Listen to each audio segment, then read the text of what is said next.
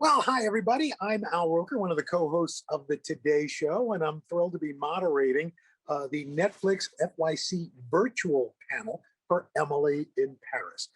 As you probably know, Emily in Paris focuses on Emily, an ambitious 20 something marketing executive from Chicago who all of a sudden lands this fantastic job in Paris when her company acquires a French luxury marketing brand. And she's tasked with revamping all their social media strategy, yet she doesn't speak French. So her new life in Paris is juggling all sorts of adventures, challenges, romance, friends, all this stuff. So we're really excited to have joining us creator and showrunner, and executive producer, Darren Star, the director and EP, Andrew Fleming, Lily Collins, of course, who plays Emily and is a producer on the show. We've also got Ashley Park, who I saw in Mean Girls, and she's playing Mindy, and Lucas Bravo, one of the greatest names ever, who plays Gabrielle, and costume designer Marilyn Fatuzzi. Welcome, everybody. Thanks for joining us. Thank you. Hi, thank you for having us. It's so exciting. I mean, my daughter turned me on to this show. And Darren, I'm just curious, how did you come up with the idea for this? You know, it's something that I've had in mind for a long time. I've been like a big Francophile since I was a kid. I was like, my first trip was to Paris when I was like 19, doing the whole European Euro pass thing, and I fell in love. And so I always just thought about, wow, how can I figure out a way to do a series here and really just sort of project myself, you know, through the eyes of a 20-something girl. And that's sort of, you know, that was sort of how that was the idea, I guess. And really it was a chance for me to sort of like vicariously live that life, and something I've always imagined. I think we could all imagine that sort of scenario.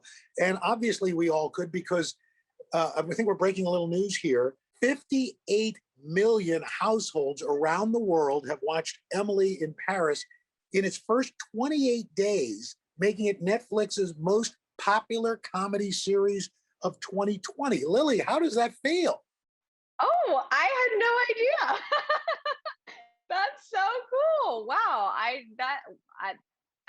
That blows my mind. That's how incredible. Honestly, what I kept saying throughout quarantine of when our show came out, as an actor, as an artist, as someone who's a creative, the greatest gift is to get to connect with people through your art in some way.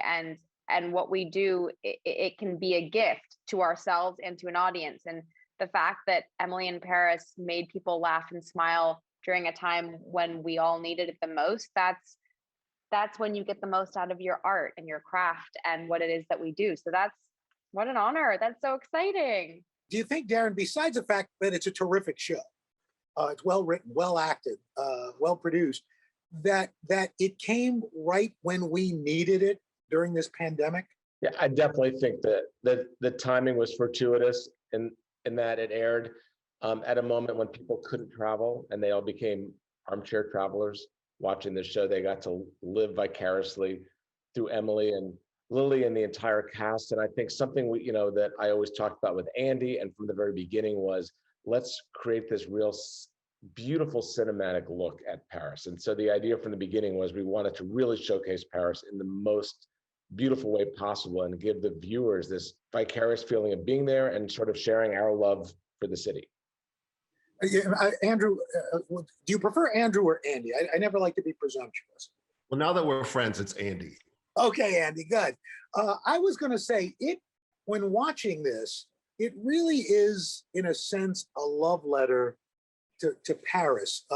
In a sense, even so, I wouldn't say warts, because there really aren't that many. But was that one of your intentions? That and how did you go about prepping it to make sure that you got the vision of Paris that Darren and Lily and everybody wanted?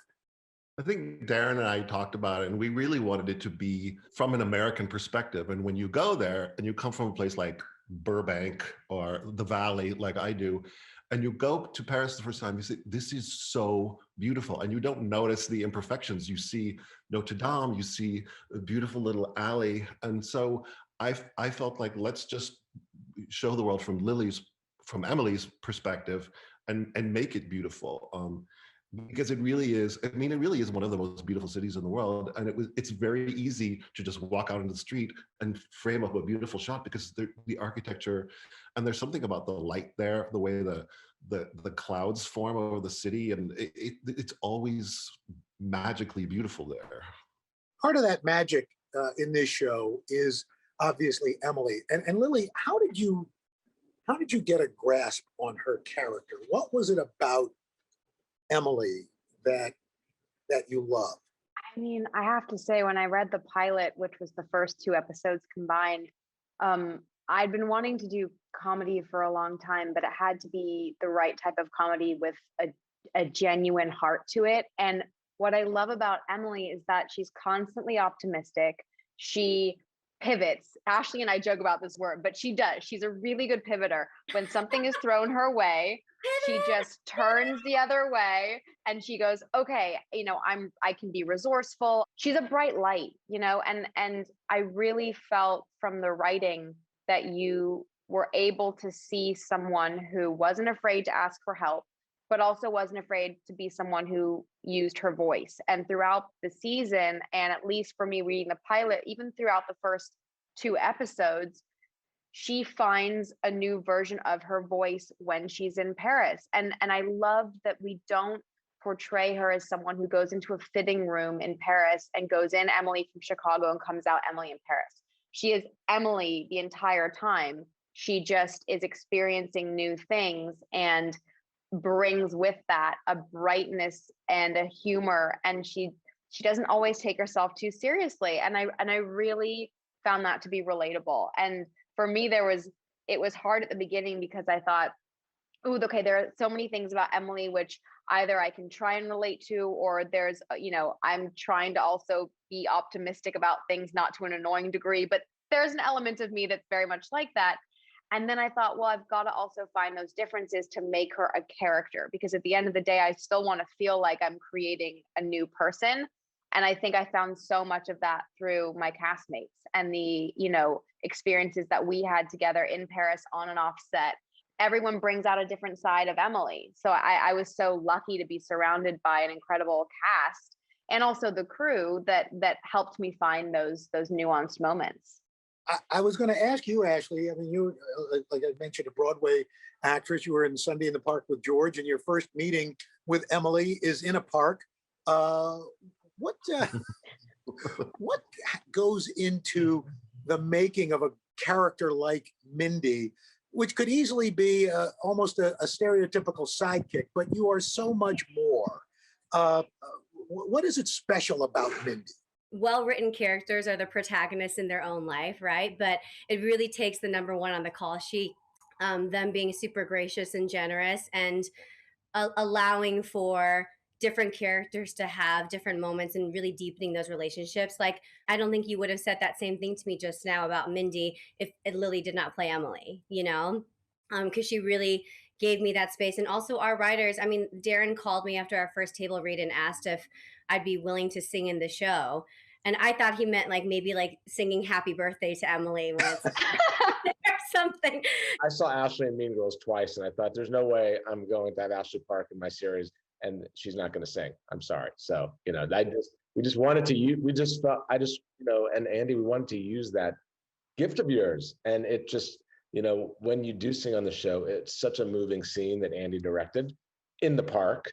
And it's one of the highlights of the series to me, the first season. But I think that the reason it's a highlight when I watch it, and I've talked about this before, is that it's exactly that. I don't think you'd be as invested in Mindy singing in the park and finding this vulnerability in herself if her best friend wasn't watching her and giving her that space and that energy too. And that's why it's moving for me to watch. Al, you only saw Mean Girls once. What's up? Darren saw it twice. Well, Darren's more in touch. I went because my daughter wanted me to take her, and so I went. We basically owe a lot of your support to your daughter. Without my daughter, Leela, I'm nothing. I love Make that. sure she reminds me of that every single day. But Lucas, you play Gabrielle, who is a chef, and in your past life, you've been a sous chef. yourself? Yeah, it's a little far-fetched. I was, I was bartending in a restaurant, and at some point, I felt like there was nothing else I could learn behind the bar, and I wanted to make it interesting, And the sous chef left the restaurant, so I asked the chef if I could, step in, and he said yes, and so I started slowly making the little salads and everything, and then I upgraded, and it taught me a few things, but it wasn't for that long. It was like a few months. Lucas, is there a parallel between being a chef, being a good chef, and being a good actor? I guess we can say if two factors. First, preparation. There's a lot of preparation when you're a chef. It's everything. The moment when everything starts in the restaurant and the orders come in the kitchen is like 5% of everything you have to do before. And it's the same, I guess, for when you step on set. You have to prepare your intentions, your backup story, your motivation, and do a lot of research about your character, and also the passion. I think to be a chef, you need a lot of passion, because it's a lot of work. It's a lot of work, and I guess I can transcribe this passion for acting. Speaking of having to be prepared, Marilyn, the look in Emily in Paris is so distinct, and besides everybody having their own look, you were very focused on being eco-conscious and in not wasting costumes, not trying to repurpose things where you could. How important is that to you and to the look of the show? For me, it's really essential, and thanks to the cast who helped me a lot also in that, and who were very supportive.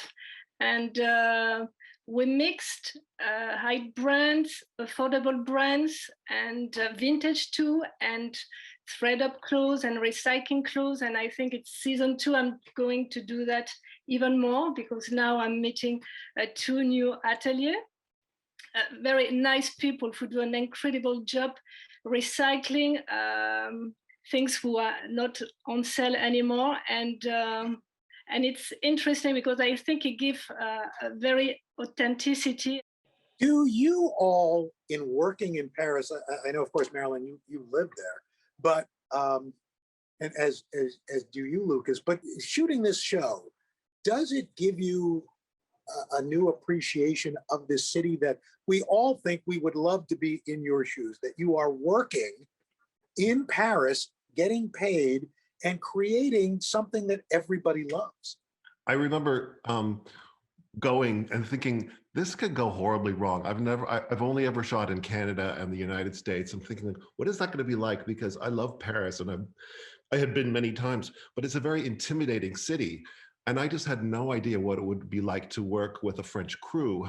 And it turns out that the French crews are, I'm just going to say it, like the best crews in the world. And we had a really great crew, and it was a sublime experience. And their method of working is slightly different from what we do, but it was very easy to adapt. But there was this one moment I remember, we were shooting in this stairwell in this apartment building where Lily's character and Lucas's character live. And we had all this equipment and in a real apartment. And this guy came out and kind of looked around, and he was kind of baffled and said, "What is happening?" I said, we're making a TV show. And in New York or LA, you would get some kind of rude behavior. But this guy said, "Would anyone like a coffee?" And I was like, what just happened? And no, thank you. And he said, "I'm very excited. Something is happening here." There was a real warmth and loveliness to the people and working there. And that was the real magic. Yeah, but even for us too, we are living in Paris, but it was really amazing to see, and we're all overwhelmed because it's a really true love letter to Paris, and to see the city like that I never saw it this way. I'm rediscovering Paris, and it gave me a really good sensation. It's nice, it's funny. I really want to live in this world, and because of we did this series, and with all the love that we all share, the city, it's much more magnificent. And it was a very, very nice experience. And I love, and I hope that I can follow and see Paris through Darren's eyes, and Lily and Ashley, because for us, it was really a wonderful experience too. all the love, because you love the city, we love our city, and all the mixed match of our feelings was really incredible. It made me want to rediscover New York City the way that I discovered Paris. And I think that's the beauty of the show for the, what is it, 58 million people who watch it. That's it. Anytime you see and like invest in and like start to love characters or people that are discovering things for the first time, like discovering beauty in places and like love and things about themselves, it makes you like want to discover those things for yourself in your own life. And I think that's probably one of the reasons why it excited so many people. It's like, you know, having friends abroad that are visiting, and they always give you a fresh perspective on your own city. And I've been living in Paris for 15 years. I've never been on the Eiffel Tower or stuff like that. Oh my God. Me I'm neither. sorry. But you know, it's like, you know, okay, it's like living in LA and saying that you don't really go to the ocean, and it's the truth. It's right here. It's so close that, and since it's a love letter to Paris, we had the occasion to visit so many amazing places that I didn't even know existed, and so I surfed that for many months after that. You know, it's like being a tourist again. You know, Lily, what I find interesting about the show, had this been in almost anybody else's hands, I think it would have been, the focus would have been on Emily's love life. And yet, while that's part of it, it's really more about her work life, which is in a sense kind of the way a lot of us are. I mean, we have the people that matter to us, but we spend most of our time with the people we work with. And this kind of reflects that. Yeah, I mean, to speak on actually something that you referenced before, which was what was something that actually drew you to Emily, or that was so special about Emily to you, is that she loves what she does. Her work makes her happy, and it's part of who she is. And, you know, I was asked at the very beginning when our show came out, is Emily a workaholic or a romantic? And I was like, she doesn't need to be either one. She finds romance within what it is that she does because she loves it, you know, and she works hard, and she is unapologetic about that. And that was something that I really like resonated strongly with, as do so many women in my life as well as men. I mean, if you can love what you do and find some form of romance in what you give to your job, like that's beautiful. And I think that Emily being so work driven, it also allows for different perspectives, right? She comes into this new office where she's bringing an American perspective, and they have their French perspective, and they can share ideas. And yes, there are moments when they like butt heads, but there's also moments of incredible growth. And the fact that this was a story that really leaned heavily into self-discovery, self-love, finding one's voice. Of course, it involves romance, but it's also so much a story of like loving oneself. And it doesn't matter where in the world you find your journey taking you, but you can find new bits of yourself along the way. And I loved that. And I'm so excited to explore, you know, more of those characters and really get to dive in and have so much fun again. Because they're such great characters. I love my Savoir family. What I find interesting, Darren, is that this is a show that could have easily made fun of the French, but you're having fun with the French. Yes, I mean, for me, it's about how we look at the French, our sort of like preconceived notions and their preconceived notions of us, and it's sort of poking fun at Americans, and it's poking fun at the French, but it's done in a really, you know, fun, loving way. And ultimately, these are characters that do fall in love with each other, and they appreciate their differences. And I think the differences are about to be celebrated. I don't think French people should be like Americans. I don't think Americans should be like French. And I think that's why Americans love going to France and love being in Paris, because we love the fact that their lives and priorities are different than ours. And I think we really, really appreciate it. And I think they appreciate us also. Lucas, tell me one thing about Gabriel that surprises you. We were getting the scripts as we were shooting, so I was kind of surprised when I pictured him as such a nice, vulnerable human being. I was surprised that he would just cheat on his girlfriend in the first place. You know, pretty basic, but I was trying to wrap my head around how to make it still, you know, nice and lovable with that thing in the middle. But in the end, yeah, that's what surprised me the most. Andy, I was wondering, obviously I've never directed anything, but as a show goes on, does the look evolve? You know, you start one way, but does it subtly change as you get used to things and you become more familiar with the language of the characters and what's going on? I think so. I think when we started, I think we thought that the show was going to be very kind of restrained. And we talking with Darren about this. We tried playful shots, like the shot of her posting on Instagram and flying over Paris, things that are a little bit more stylish, and those worked. They were fun. So I think as over the course of the season, we sort of amped that up a little bit and played with it more. I think it's the style of the show kind of reflects Emily's sensibilities, because she's got a lot of style. She wears a lot of colors and cares about how things look. And I think it's kind of like subconsciously channeling Emily's energy. But it's a really fun show to direct because it is so visual. Most comedies are just kind of master single, and it's plain. This one, you know, you can throw a lot at it, and it absorbs it. It's a really fun show to direct. And I think we talked about next season. You know, the first season really was Emily's sort of very romantic point of view of Paris, how an American who hasn't been there sees Paris. When my son came to Paris, you guys met him. He was 9 years old. He called me from the taxi. I see the Eiffel Tower.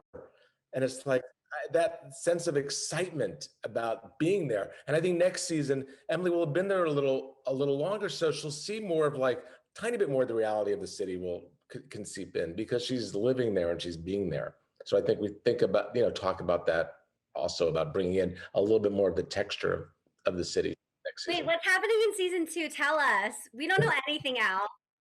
Well, this is great. I don't know anything. That was going to be my next question. You know, what can you tell us? What can you give us without giving away too much? Unless you want to give away everything, and that's fine too. I know, I'm so excited. I know that Ashley and I text all the time about it. We are so excited to get back. And we're just completely overwhelmed with the response from season 1. And like you said, 58 million households, like that's crazy. And we're so excited to get back to it. And to kind of piggyback off of what Darren was just saying in terms of like texture and the city, we're very aware of conversations around diversity in the series, and we're really working hard in all respects to be better this season and broadening our perspectives and inclusiveness on the project. And we're so excited for new characters and all of that. And I'm constantly begging Darren as well. I'm like, so what are we doing? Where are we going? Who is she meeting? What's happening?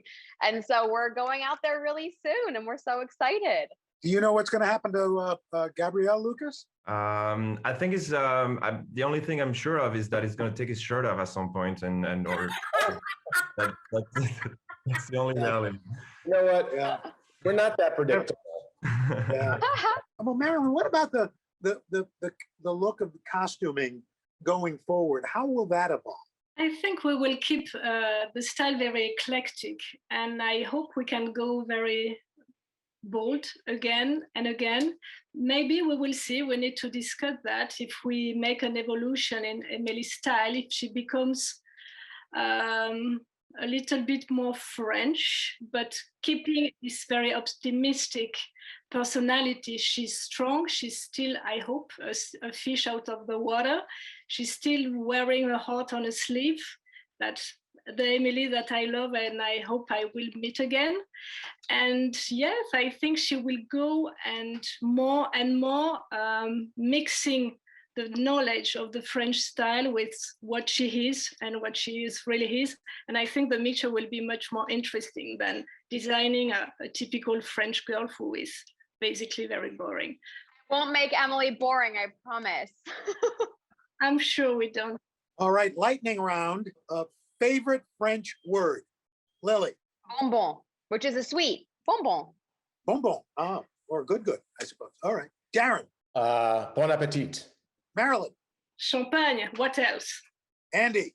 Déjeuner. Everyone is food related, by the way. I noticed. Wow. Lucas. Saperlipopette, which I never use, but it sounds weird and funny. Well, my favorite English word is onomatopoeia, and my favorite French word is I like when people say enchanté to me. Enchanté. But also, Ashley, you do love Sancerre. Let's be real. Oh yeah, Ah, morning. there you go. Well, this has been a delightful conversation, you guys. I cannot wait to see what happens in season 2. So we really appreciate it. Lily Collins, Darren Star, Marilyn Fatuzzi, Andrew Fleming, Lucas Bravo, greatest name in the world, and Ashley Park. Thank you so much. I'm Al Roker. Have a great day, Thank you everybody. all. Thank you, Al. Thanks, Al. Bye. Bye. You guys soon. Bye-bye.